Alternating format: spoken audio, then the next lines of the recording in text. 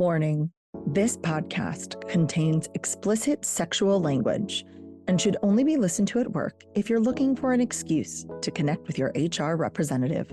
Additionally, all mentions of the word women include cis, trans, NB, genderqueer, gender fluid, and those still figuring it out. Yes, you. You are welcome here. Will you open up with me? These pages, they can feed your innermost desires. Do you feel inspired? Are you getting what you need? Are you coming curiously? A secret safe with me. And here you can simply be yourself. Jace reads romance. Come on in, come on in, come on. Hi, y'all.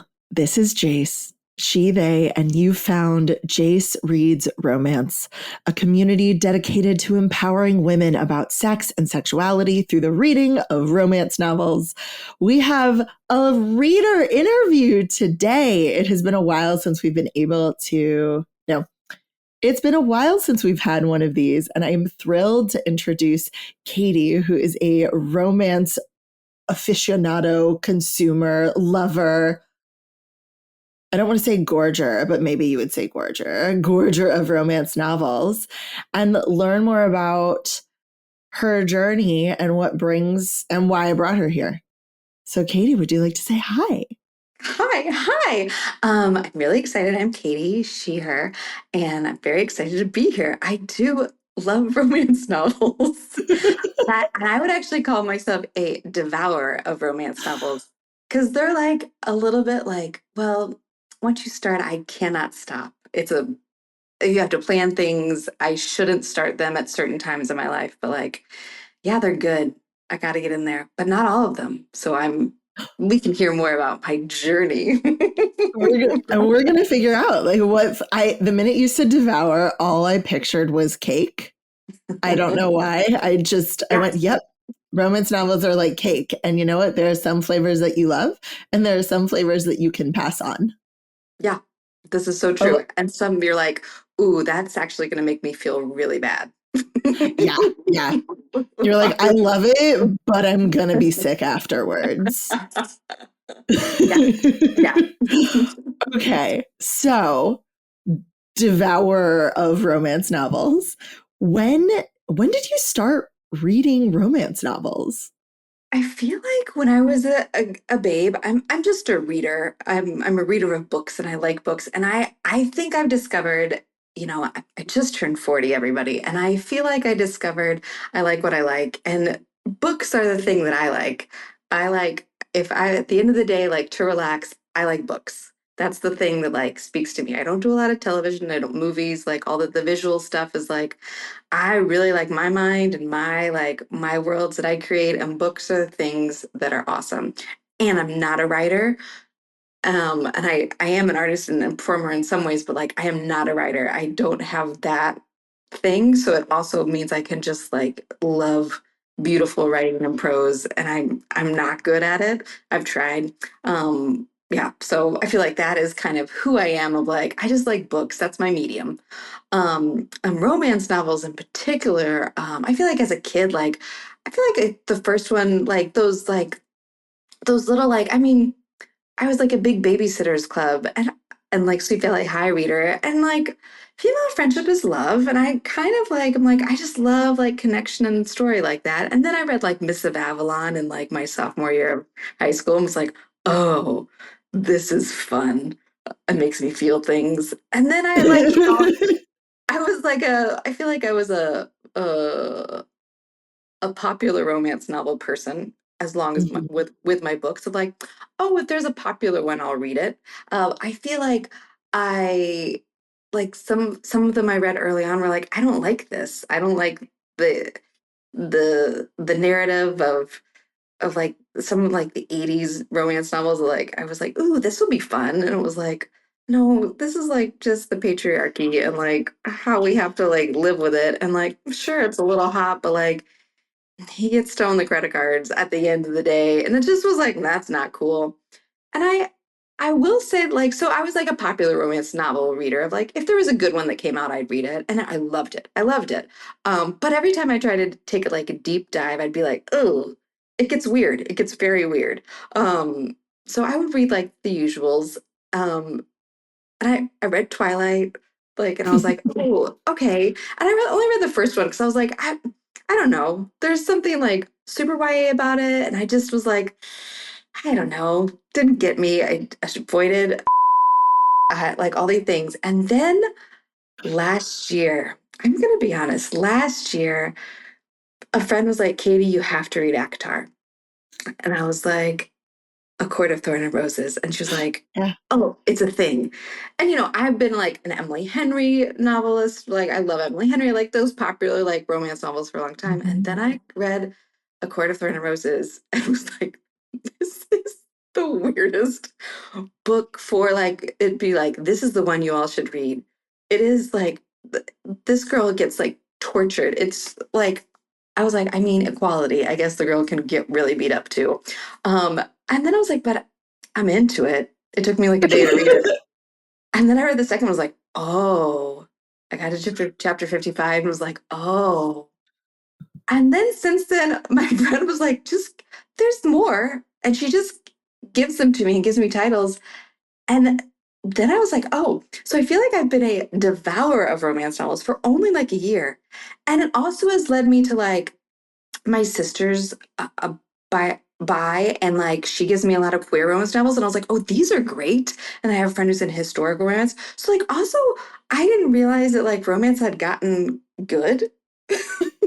Like Yeah. as a genre of like with different stories and like different Mhm. cool things and like I just read For Business or Pleasure and it was like, oh, that's fun because like the woman has a thing. So like I don't know, guys, I'm in. I'm just babbling at this point, but I'm in. Yes. I love that. And it's a very, y'all, like, this is why I do romance reader interviews because so many of us find romance in completely different ways. I don't think there's one way to find romance or devour romance or to like romance. And what your story shows is twofold to me. Both people who are readers can like romance. Like sometimes there's this weird genre of like, well, you read romance, you're not a real reader. Lies. And two, sometimes you gotta wait to find the type of romance you like. Not everything is for everyone. And three, romance has evolved so much, especially in my awareness over the last I'm going to say 10 years and be generous. So if you tried romance in the 80s or the 90s and you did find it just an extension of the patriarchy, you're not alone. That it's something that we've talked about, that romance novels were pretty cishet white. They followed this, you know, poor girl saved by man situation and entered into a very heteronormative relationship where the man had a magic penis who in two pumps could make a woman orgasm. Like that's what was out there. And Two pumps. That's all it takes, apparently, in the 80s and 90s. two pumps of a magical penis. It's not even like an alien vibrating penis. It's just a normal one. And on her wedding night where she's a virgin. Like it's just the most unrealistic and unfair.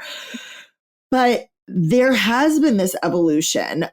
So you really got into them in the last year or so is what you said, but there have been ones that have kept you interested or maybe not averse to romance over the years. And you mentioned Emily Henry. What are the other authors that you found kept you just with a toe in the romance genre? Oh gosh. I feel like Emily Henry is my like she was like, oh, this is like really fun. Recently. Allie Hazelwood, she's more recent too. But like over the years, oh gosh, I don't know. Let me think. Um, I just feel like I would read like whatever was on the shelf, be like, oh, that was a good romance. There's no But shade. like, I have everything that Allie Hazelwood and almost everything that Allie Hazelwood and Emily Henry has written. So yeah, there's no shade in those two. yeah, Um, that's what I'm saying. But I can't really. I don't know. I don't know. so Allie Hazelwood and Emily Henry are what are considered contemporary romance writers. Really specifically, that's the only genre they exist in. They write in our world, in our timeline, with Until Bride. Let's just put it out. And I will say Fun. both of them have outliers, like Allie Hazelwood now has Bride and a few other things in the works. Emily Henry has The Love That Split the World, which, while YA, is one of my favorite books that she's ever written. And I think does not get enough love. And though that is not, that has a little magical realism in it. But in general, they're very contemporary. So was that kind of your vibe? I'm going to stick Yeah, with yeah, modern real humans. yeah. And I can't like. Let me think of like Eleanor Park. That was a YA. Oh, Like that was a that one, YA, but it's so and I read a good. long time ago. That like when it Yeah. first came out, I was like, oh. And Rainbow Rowell. Like I feel like some of the YA stories Mhm. were really sweet. Yes. And and and those kids were figuring out. They're also like coming of age stories, but like in a true way of like that's what I remember like it feeling like. So I feel like some of the YA romances really like over the years I was like those are so sweet. Can't think of like the ones that I read. They go quick. They do. Okay, so let's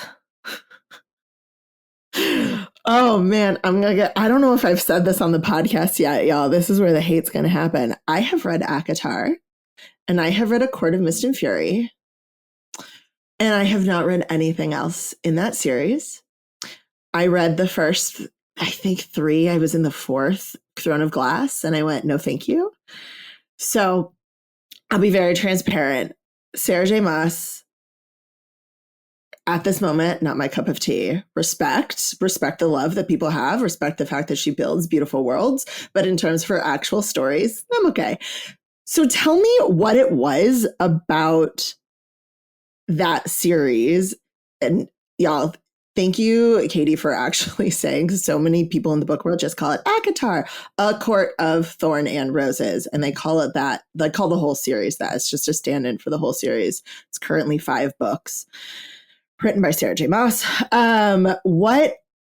What made you go, all right, I'll read some fairy smut? First of all, it's called Fairy Smut, and I felt like that's cool. I was like, all right, I think I could be into fairy smut. That sounds like a cool genre. All right, so this is we're gonna get personal. Love it. I feel like so I like I'm 40. I'm in a very committed, loving like I'm in a marriage and I love it, and we have a kid and it's awesome, and I feel like over time have felt like things reading sometimes I can't do the hard things anymore. In Yeah. that we've been through a pandemic, the world is hard. It's hard to negotiate bringing a baby into the world where you're like, I want to be a good person and deal with the world in a kind way. And I just find the world to be hard. And so I think it also, romantasy as the genre in ACOTAR hit me at a phase where like I recently tried to read a Pulitzer Prize winning book and I was like 2 chapters in and the baby, like the young girl just gets raped. And I thought, oh my God, this poor baby. And I was just so sad. And I was Mhm. like, I don't think I can read this kind of story right now in my life. And I think it's beautiful and it's well written and beautiful. And I will again. But right now, I still have a lot of hormones going through me. And I just can't do a lot of the the hard the hard stories. Yeah. That's what I'll call them. I don't know. And I like so fantasy. I love fantasy. I mean, I'm a huge, and I also too. I was like over the years, like actually, I love Ursula K. Le Guin. I love Octavia Butler. Like those are more sci-fi, I guess. Whatever. Mhm. Like you know, and like Harry Potter and all these worlds like that are like fantasy, but not probably Yeah. high fantasy. And like I also Game of Thrones never spoke to me because again, there's so much rape. Like I was like, I can't do that, guys. So I feel like Sarah J. Maas wrote A Court of Thorn and Roses, and I was like, fantasy. Thank you. I want to be in a different world. And the world that she creates is like so female powerhouse. And the Mhm. females are such badasses that I was like, yeah, that's fun. And also they go through really hard things. And it's fun for me at the end of the day to be like, ugh, I'm exhausted too. I had to spend all day with a baby and I had to do a lot of diapers and things like that. So same. I didn't kill like a mythical worm, but I'm tired too. Like, for some reason that It's speaks to me true. too. Like, me too, girl. I was like, that's weird. But I just feel like the escape of it all, the like, there's different rules.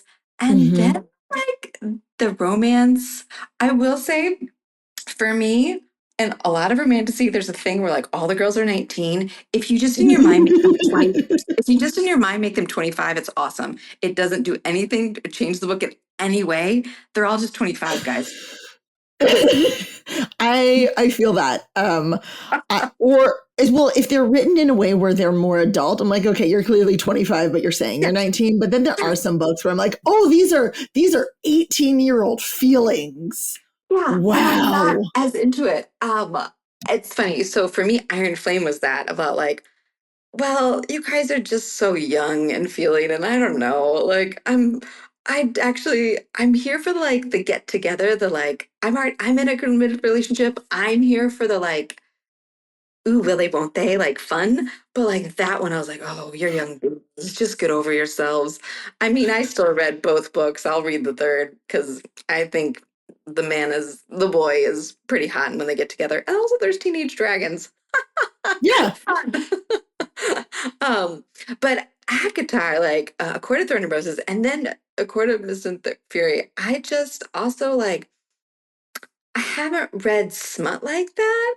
I've read romance novels, sure, but like something about the fantasy smut is like, well, first of all, they're different beings.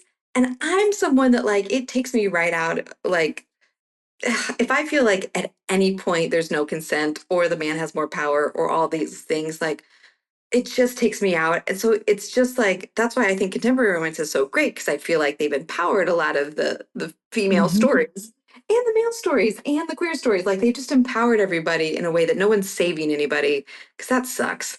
For me. For me. Um like the princess stories, like, oh no, thank you. But in fantasy romance, none of these people are real people. Like they're gods or they're vampires or they're werewolves or they're like different. So like they're totally different beings. So sex for them is totally different. And the like, like in a vampire novel of like, oh well, when I take your blood, it's so erotic, and then we have to fuck afterwards. And it's like, oh, cool. Right. And I'm not worried about their consent. Like they're just different beings. And the way that blood speaks and courses through their veins with their gods is like totally different. So like it just makes the romance for me like have no like judgment in it You about can like suspend your disbelief a little bit. yeah, Yeah. just the fantasy part of like, I mean, that's why I've missed it. Like, so like Reese is also like, I think my favorite Shadow Daddy. Like, so that really got me through A Court of Thorn and Roses is like, he is the one for me. I don't know. He was my first. And when I got to chapter 55, I was just like, this is so hot. Okay, I'm can we so just in it. like we need to pause and just say like we're referencing this thing called chapter 55. If you are not a fan or you haven't read it yet, don't worry that you don't know what this is, but it's a thing. I And don't just like think to it was, clarify, chapter 55 is when he shows up at the house, right? yeah, yeah. Yeah. Oh man, I'm going to get so much flack. I read it and I was like, okay. That for me. I Hey, just, everybody's different. I was I, different. well, also, I read like Fourth Wing and was like, all right, we're together. Fine. What else happens? And I was like, It's, This Yeah. does it for some people. I get it. For me, for whatever reason, that was it for me. For me. I think it's so interesting. So I've been reading romance specifically for over 2 decades, and especially paranormal and fantasy. So when you're like, it was my first fairy smut, I'm like, oh man, I read my first fairy smut in 2005, maybe earlier. So the fact that there are these things and it it's for so many people, they feel like they're new and they don't. For me, I'm like, yeah, no, I've been there, I've done that. Like, I don't, like, yeah, it's great, it can be awesome. And I think that whatever gets you reading, whatever gets you going is incredible. For my relationship with Akatar was, I hated the first book so much. I felt like once she got to the mountain, y'all, if you this is like weird spoilers, but not weird spoilers, so you can absolutely fast forward. But once she got to the mountain, it became a completely different book, like Huckleberry Finn style. And I didn't enjoy it. It wasn't a fun read for me. Court of Mist and Fury, much better, but I was mad that I had to get through the first book to get to a book that I enjoyed. And that for me is like probably the main reason why I haven't continued on is I don't trust her. I'm like, okay, and especially with Throne of Glass, I had to get through all of these books and now it's a completely different story. Why did I go through the first 3 books? And why do I care about the witches? So I don't know. So that's my relationship with it. But okay, so since the dive into fantasy romance, what have been your favorites? So I mean, you're always going to love your first. You're always going to love it's a special place in your heart. But besides that, what have been the books that you found? And you mentioned the queer books and the other contemporary. And what are the things that now that you're really looking at romance as a bigger pool from which to enjoy, or a bigger bakery with more flavors of cake, if we're going back to that reference, what are the ones that you found were maybe unexpected pleasures? Mm-hmm. Yeah, so like I went hard and then I read Throne of Glass and now I'm reading Ash from Blood to Ash. Like From Blood and I Ash, yep, got the series. so like there's my romantasy journey. And those are like Mm-hmm. epic. And I feel like I've just been like, yeah, let's keep reading. Like, let me find more dragons things. And it's funny, I do think I will respond just a tad, but like A Court of Thorn and Roses just threw me so hard in a loop. Like I had no idea what I was reading. Like it was shocked me. There's just such a shock element to like these are on the shelf at Target, like right here. Like this is straight up like Hunger Games, like slash Beauty and the Beast, and Target is just gonna sell it to me. Wow, wow.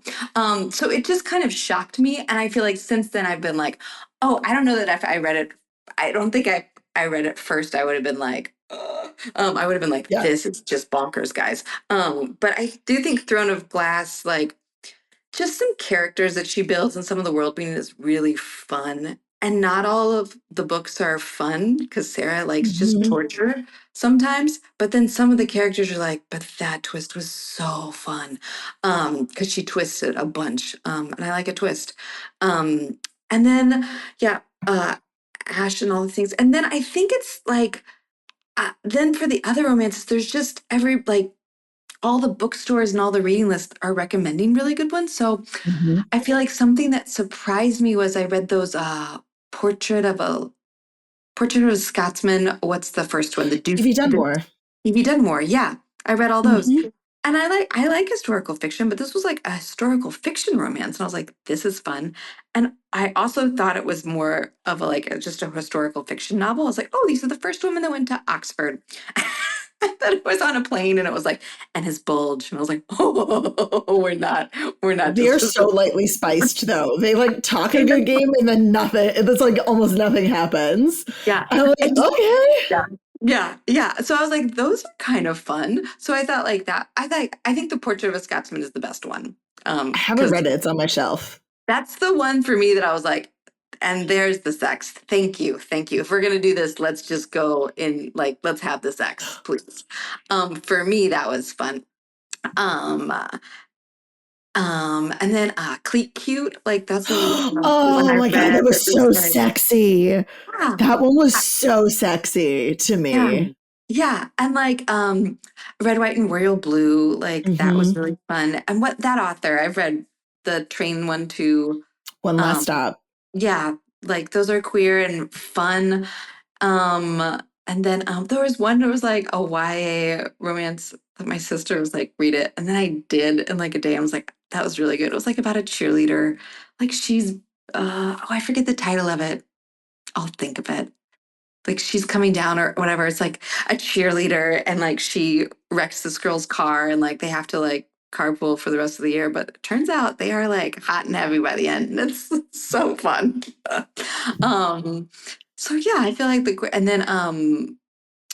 yeah, Bride and all the Allie Hazelwoods. Those also the STEM romances, like they're just such fun. Like we're not, I feel like my mom used to read like, I mean, she reads like Daniel Steele and Susan Collins and like all those. Hmm. They're all like every time she's like, and then they're in Wyoming and the cowboy. And I was like, oh my God, that sounds awful. Maybe if Emily Henry or somebody cool writes it, but like, ugh. So I feel like too, like the genres now, like the genre has like shifted and like, great, we're in high school, but it's modern. We're like in New York City. Also the Allie Hazel, like the love hypothesis and all the like Hmm. we're in STEM, we're in grad school. So I feel like that's really fun. And then yeah, for business or pleasure was really fun. I love that is gonna, if it hasn't happened already by the time this episode is out, that gets a very long blog post. I feel like that book was written for me in a lot of ways, and I'm so excited to share my thoughts with y'all. I can't wait Um, for the thoughts. I thought it was so good. And I read some of her other ones and I was like, not as good. I thought oh no, I just bought them. well, that one just blew my mind in a way. Like you read the first novel, and then you're like, okay, some of these things you do in other, not, like. Yeah. So I feel like as a romance novelist, I mean, so I watched an Emily Henry interview, and she was like, yeah, my mother-in-law was like, how do you come up with this stuff? Insinuating that like, does my son have weird sex with you? And she was like, oh my god, I want to die, I want to die. I was like, Okay. Number yeah. one, rude ass question from your mother-in-law. Like, do authors do their research?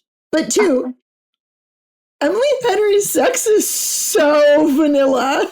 I It's know. so vanilla. Like if my mother-in-law read it, if I wrote that and my mother-in-law was like, "Is this the sex you had?" I'd probably be like, I mean, sure. What's embarrassing about basic vanilla sex? I don't know. I wonder why, because I read Funny Story, her most recent one, and I was like, why is this so lightly spiced? Like, I feel like we've gone backwards in your description of intimacy. Is this why? Did your mother-in-law do this for to you? It is so lightly spiced. I mean, I still really liked it. The characters were fun, but like, what? Yeah, like I could have also after now reading romance novels and smut, were like, great, we can just bang the whole book. And I will say, the Blood and Ash series that I read, I think it's really hard to keep sex good. Like once they get together, Mm-hmm.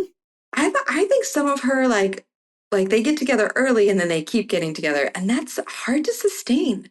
I don't think Sarah. From Blood and Ash? Yeah, I think they do a good job. She does a nice job. Like the sex All right. keeps getting like different. Like she adds Okay. things on. And I think like I wonder if the Emily Henry's like, guys, the whole point is they get together. Like that's where I thrive. And that's fine. Like, there's no shame in that. I've only read the first from Blood and Ash series, and then I bought the whole series. And this has happened. I don't know if this happens to you, but I will buy a series and then it immediately gets pushed lower on my TBR because I'm like, well, I can get that book anytime. I can read that book anytime. Yeah. And so I haven't continued with it yet, I which I feel like should. oh, I am such a like you get in there and I just want to keep reading the whole story. And like, do I finish it at 9 p.m. and like, oh, there's still a little bit more time left in the day? I'll start the next one. So, like, I just keep going. And that's why I feel like the series are good for me. It's like I want to keep Yeah. going with stories. Especially it's fun when the sex like when we can grow upon. Like that's Yeah. fun. Yeah. Do you like a series that follows a couple, or do you like a series that exists in the world and has a new couple each time? This is a big debate, and you can say I don't prefer either, but Well, here's the thing. If it's good, it's good. Like, right? Yeah. like all right, like those story like oh, you recommended I think like the that's the one where like the seven brides or whatever the bride like Monday bride, Tuesday bride. Oh, yeah, the Bride a Fun. Weekday Bride series. Yeah, like that's fun. And it's like that's where they live. But like if you for my money, if you can do a long sustained romance, Mhm. that is so fun. That's so fun. Yeah. I also love I love in some of the fantasy series when like we can get other couples. Like and I think this is like Throne of Glass, you have to wait for it, but like there are other couples that you care more about. Like way later. You have to work so hard for it. And anyways, I don't know that it's worth it, but it was for me because one of the hottest characters doesn't show up for like book six, and you're like, so that was fun. But I feel like if you can sustain it, then like I'm really in. But also Yeah. the meat, it's so hard to sustain the like. It is the tension. It's so hard to sustain tension. I have a long-term series about the same main character that like emotionally destroys me. So like I don't have room in my heart for more. And I feel like uh, I the only reason why I think I might read Throne of Glass one day is because it's done. I know that there's an end point where the other two series of hers there isn't, and since I already have a series with no end point, that is emotionally destroying my soul. Like, sorry, I can only be in one abusive relationship at a time, and it's that one. It's the one I've been in for 20 years. So, Yeah, yeah. but I think there is something to be said about the ability, and it's something I find not necessarily easier to do, but is more likely in fantasy than contemporary to watch a couple go on an epic journey together and have their relationship evolve. And I wonder, because you're in a committed relationship and long term, long haul, this is going to be all end all.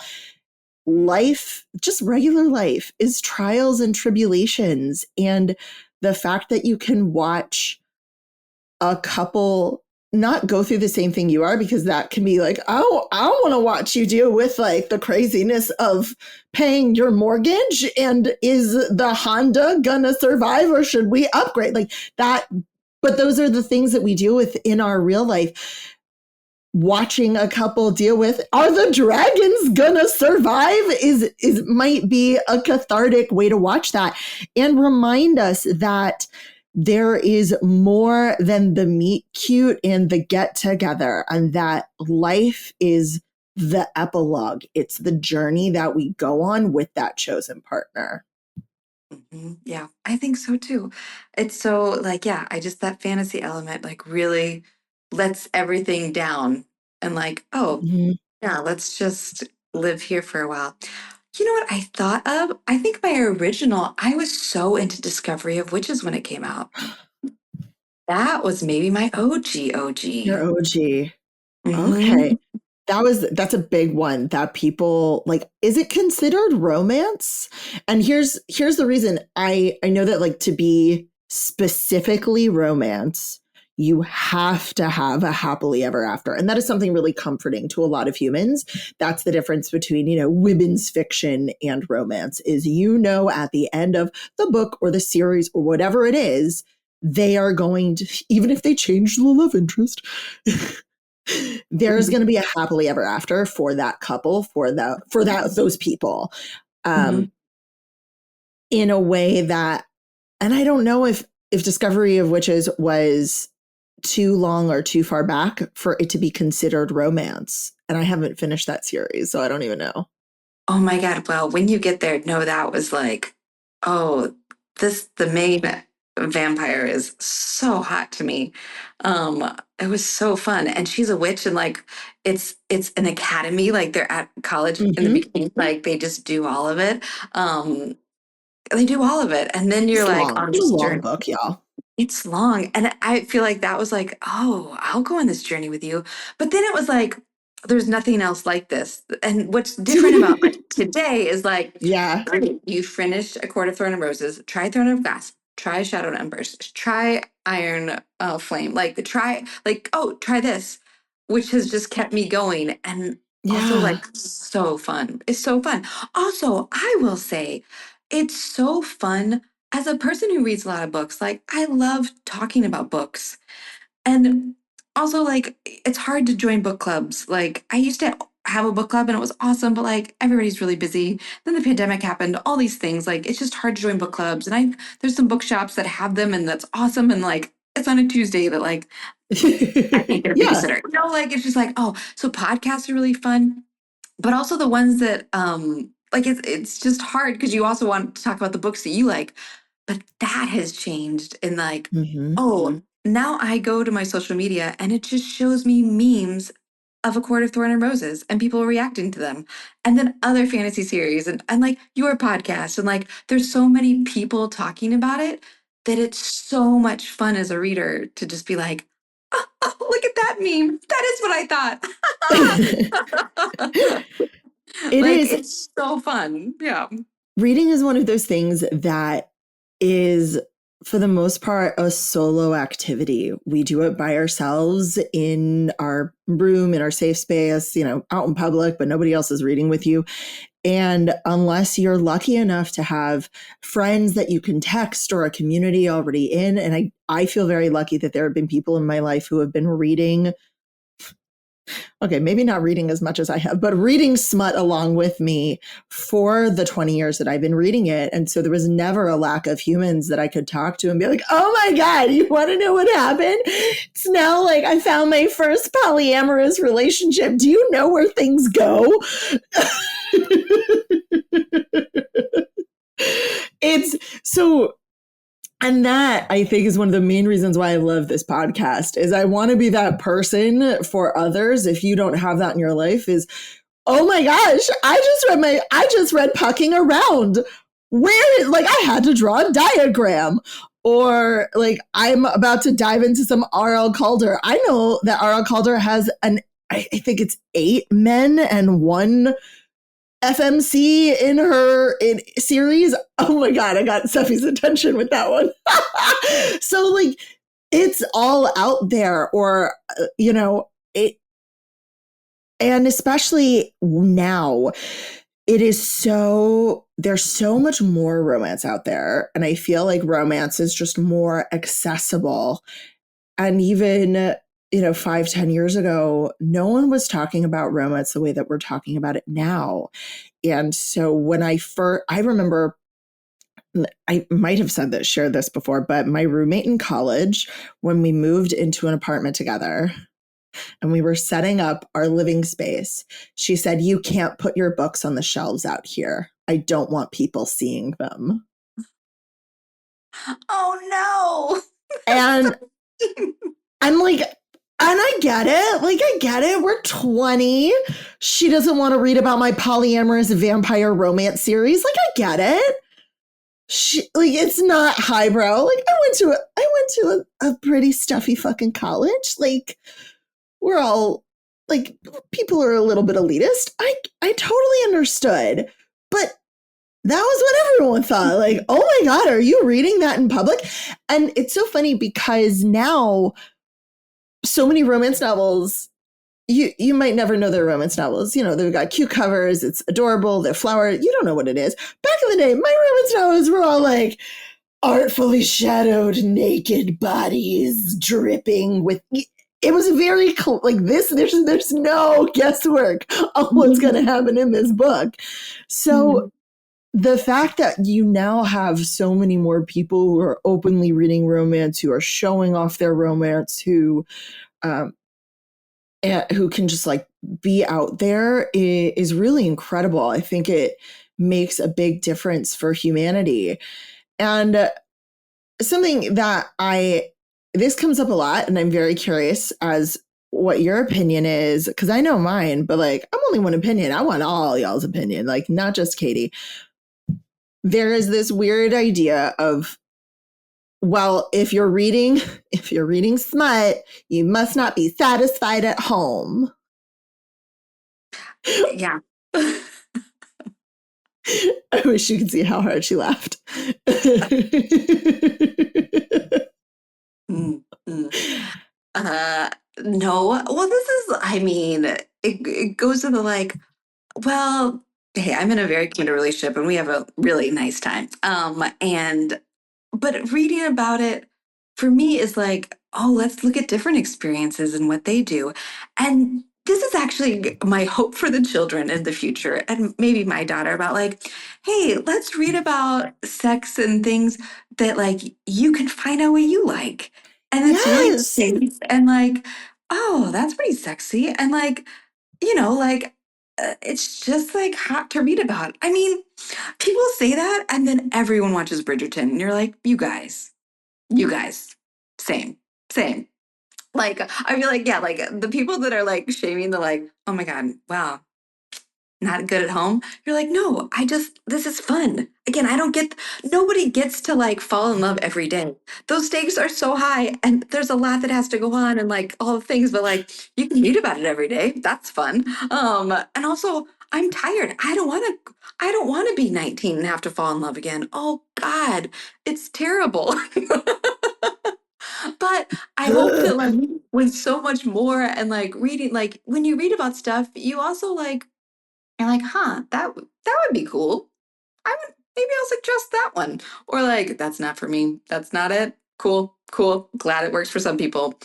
Um, Also, I think I'm moving on a little bit, but I agree. And also, the one thing I will say is like all those memes of how hot everybody is in romance novels. No, no. When I picture like some of these like fairy warriors, like they're not actually that hot. Like they're just strong beasts of people. Maybe like so like the one that I don't like, I'm like, no, no, no, guys. I have a very clear picture in my head of what these people look like, and they're not actually that like pretty. Like everyone is so pretty on the fan art. And I'm like, no, no.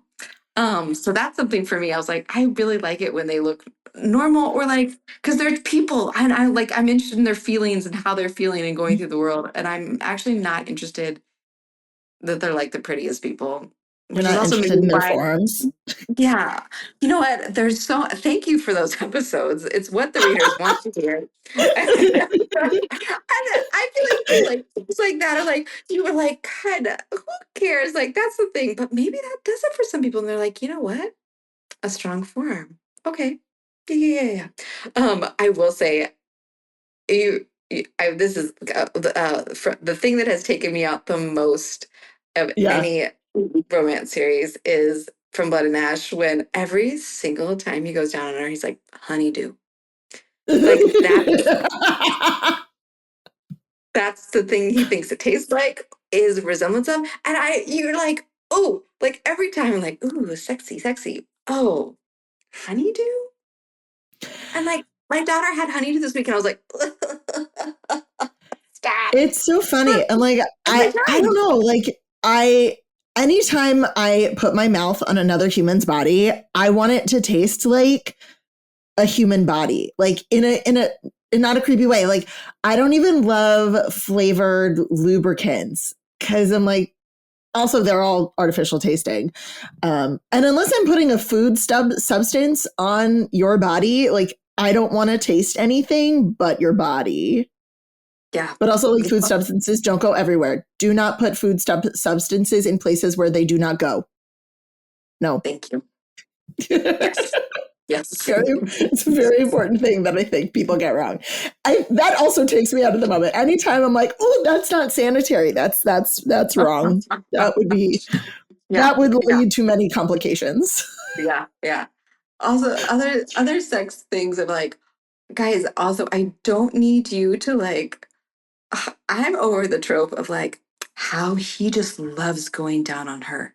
He likes to go down on her. And I'm like, you guys, of course he does. It's part of like good sex. Like, come on.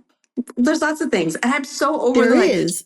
ugh, oh, he likes this because he's doing it for her. And I was like, all right, we're done. And like how like we can never have her give him a blowjob without it being like consent. Like it's not the first thing. He goes down on her, but then she agrees if it's okay. And I was like, you guys, it can all just be fun. And like we're just so traumatized, maybe, I guess. It's like, I think that I mean, from, oh my gosh, there's something I think that it's almost like we're trying to break this habit of, so I'm about that same age as you are, but I remember like the message that I got when I was entering my sexual time of life was men hated going down on women. They hated it. yes, yes, yes, And yes. and like you were never going to get it, and even if they were down there, they were having a miserable time. And that show, and it wasn't even well described in the romance novels of that time. Even if it existed, it was kind of like, well, it happened and then it was over, and it was like one orgasm and done.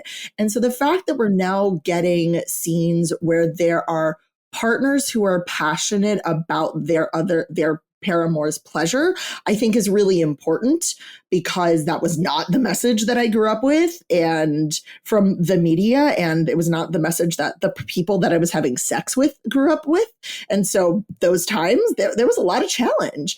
But I mean, I will say sometimes you are right. Like there's a lot of oral sex. I'm all for it, because I find in the romance novels that I'm reading, and I read a lot, that sometimes the best descriptions of sex are when a guy is going down on a girl. Like you're getting the most descriptions, you're getting the most like attention, you're getting the most like realism. I'm like, that is definitely something that's going to get you off, versus even intercourse. So like I like those things about it.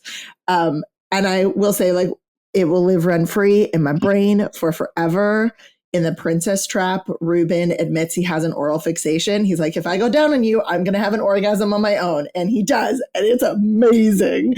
And like, that is, like, if that ever happened to me, I don't ever want to make a sex tape, but I would want to make a sex tape of that moment. I would want to watch a dude literally have a spontaneous orgasm from going down on me. Like, that would be amazing.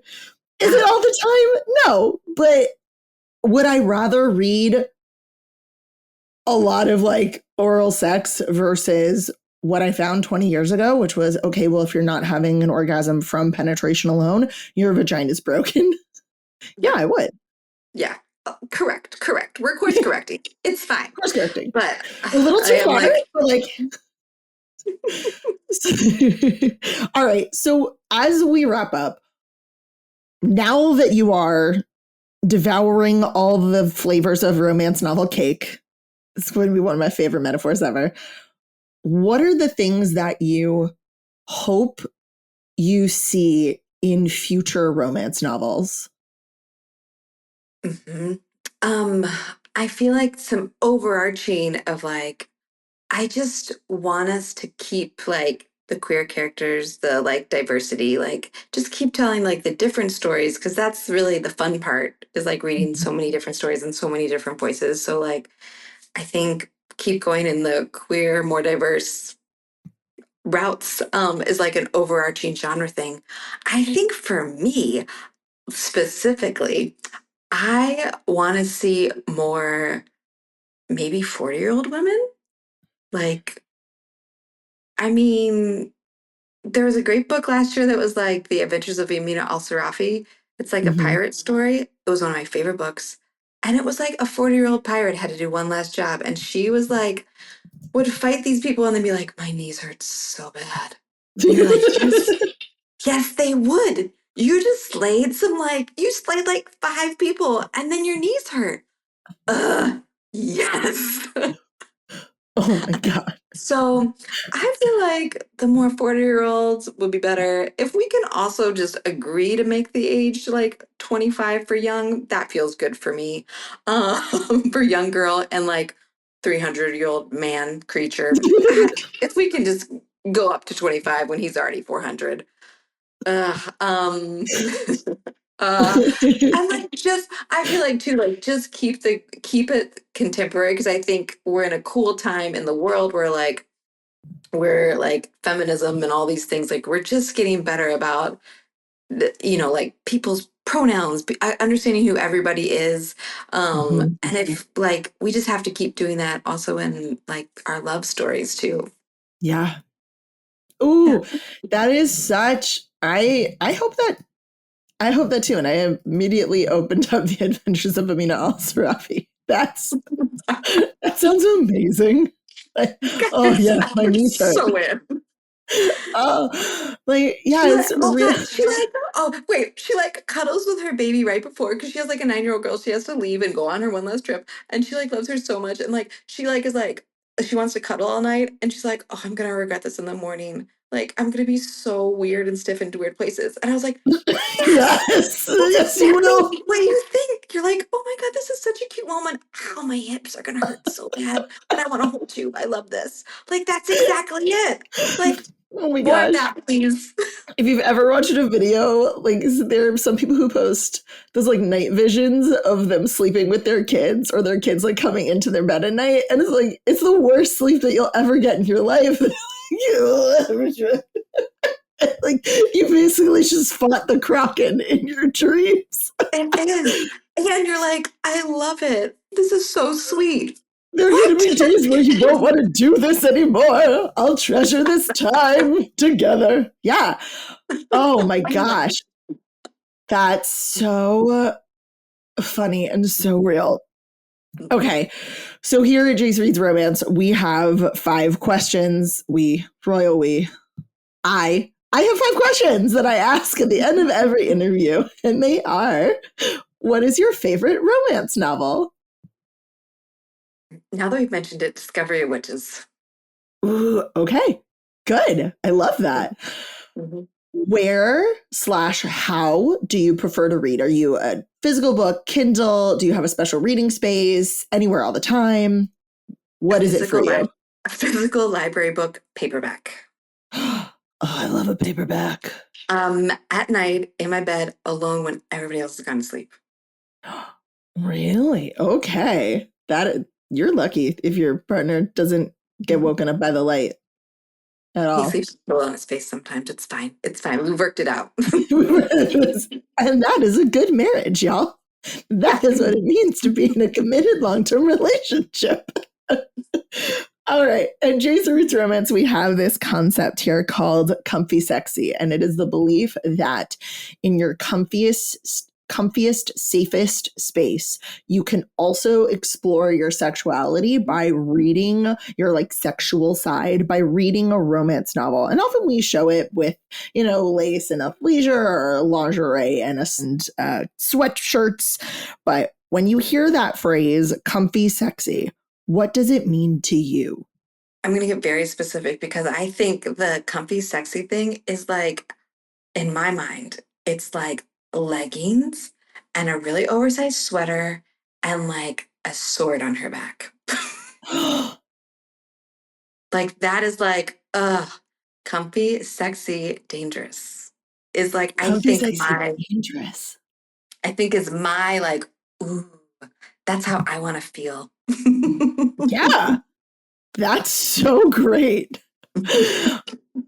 Next question is, when do you feel your sexiest? Mm. I feel my sexiest when I'm feeling strong. And I feel like that of like I'm really well fed, I'm really well nourished, I'm like have done things like I've done something maybe, or like just when I'm feeling like strong, I think I feel my sexiest. Yes. All right. What is one thing that you want women, as we define them, cis and trans, and anyone else who wants to be pulled into that umbrella or part of this conversation, what is the one thing that you want women to know about sex and sexuality? Like your soapbox thing. Gosh, that it's for everyone. You can say no and you can be weird. Yes. Oh my gosh.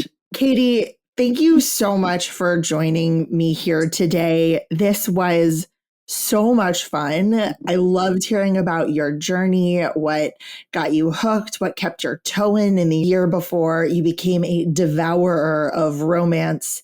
And I am so grateful for your time and your conversation.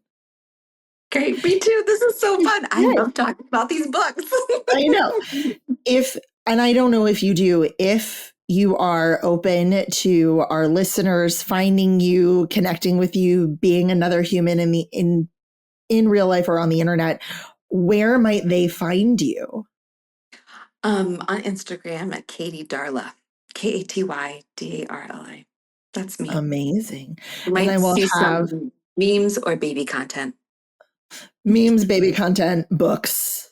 Amazing. Slide into her DMs appropriately. Appropriately.